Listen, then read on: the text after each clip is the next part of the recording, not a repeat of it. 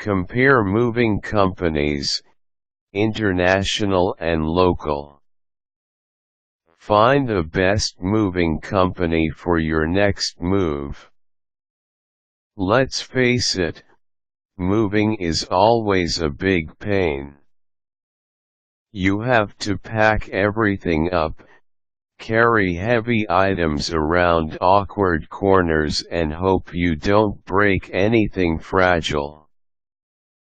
While you may be excited about moving into a new house or apartment, I'm willing to bet that you're not excited about the actual act of physically moving your belongings.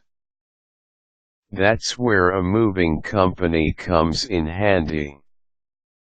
Moving companies, while they are always going to be more expensive than moving on your own, save you a lot of energy and stress. There are so many things to worry about when you're traveling to a new place, and potentially town, that the few extra dollars required to hire a professional company may be well worth it to you. Plus, once you've calculated your final U-Haul bill, including gas, mileage, and your time, you may find that the price difference isn't as big as you thought it was. After you've done your comparison shopping and decided that your back and your sanity are worth saving, it's time to choose a moving company. Each one is a little different and will offer unique pricing plans and additional services. It's best to get quotes from a handful of companies before making a final decision. The first thing to do is make a list of these businesses that service your area as well as the area that you're moving to. You'll want to compare their services, reputations, and prices so you're sure that you're getting the best deal from a reliable company. Once you have your list, you can begin your research. Some things to consider when you're comparing moving companies include international, national, or local moving company. You may want to decide between a national moving company and a local one. And of course, if you're moving out of the country, you should also look into international moving companies. If you're going out of state or your move will include many large items and additional services, you may want to opt for a national company such as Atlas or Mayflower. These companies have a lot of experience moving people to all different areas under all different circumstances. They may be able to handle a bigger job better than a small, local company, or they may have policies and services that better suit you.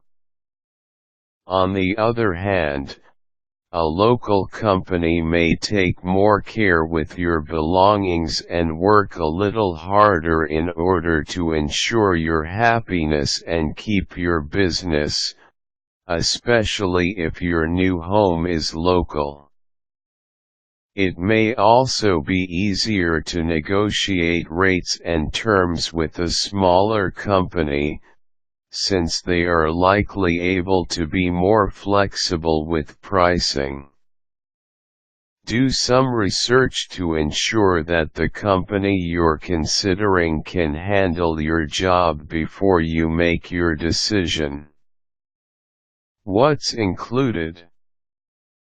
Find out what exactly each company includes in its base rate. Some may include free boxes, packing, up to a certain number of items, and or unpacking, while others may charge extra for these additional services. Talk to someone at the company and ask specific questions about their costs. For example, many companies tack on a fee for bringing things up and down stairs as well as the distance items are carried. So if the truck is parked a block down the street, you may be charged more than if parking is readily available in front of your house or apartment. Most companies will include a limited number of free boxes and other packaging materials, but ask first to determine exactly what they will give you. Note: if your costs are estimated based on weight, make sure you're crystal clear about what the additional charges will be if your belongings end up weighing more than the estimated amount. In this case, since your belongings won't be weighed before they are moved, the price you are quoted is indeed an estimate. Additional services. Determine what additional services you will need and call the companies that you are considering to establish whether they offer them and what the price is for each service you will require. While some companies may include certain of these services in their base rate, most will likely charge an additional fee for at least some of the following: carrying items up or down stairs, maneuvering items around any especially tight or awkward corners, packing boxes, packing larger items like a television set or your bed, unpacking boxes, and or setting up your furniture at your final destination, the distance from the moving van to your residence, both moving in and out, transporting fragile items, storing your items for any amount of time if you won't be at your destination when the van arrives, and any other special requests or instructions you may have. Reputation. We've all heard horror stories about movers breaking someone's favorite lamp, tracking mud onto the new carpet, or even losing people's possessions. That's why it's so important to look into your chosen company's reputation before you sign a contract. Personal referrals are always best, so ask your neighbors and family members who they used the last time they moved. Ask them if they were simply satisfied or if there was anything out of the ordinary, good or bad, that stuck out. Find out if the company you are considering is a member of a professional association or trade body. This in and of itself does not prove outstanding service, but it indicates that the company is legitimate and adheres to certain standards, and that you will likely have some form of recourse if something goes awry. As a final check, ask the company itself to provide you with some references from previous customers. They probably won't send you to someone who will give them a bad review, but if they balk at providing you with a reference, it should raise a warning flag. Liability. Determine what the company is liable for. If they are moving fragile items, precious pieces of art or expensive electronic equipment, you may want to purchase insurance, or additional insurance, to safeguard those items. Sometimes a company is only liable if you hire them to pack the item as well as move it, so it may behoove you to pay a little extra so that they are responsible for packing big, expensive items. If you pack them yourself and the company damages them, they may claim it was due to poor packaging and you could be out of luck. Talk to a representative about their liability and what your recourse is if something goes wrong. Initial estimate. Now that you've narrowed your list down to companies that provide the services that you need, you can start to compare what everyone is most interested in: pricing. You can usually get an initial estimate through email. Most companies will get in contact with you via email, especially if you've found them through the internet, and send you a spreadsheet to fill out. They ask that you itemize everything that you plan to have them move. The spreadsheet will usually remind you about major items, such as appliances, that many people forget to include, but you should still print it out and go through each room of your house, starting at one corner and circling the room until you have listed every piece of furniture and large item that you plan to have them move.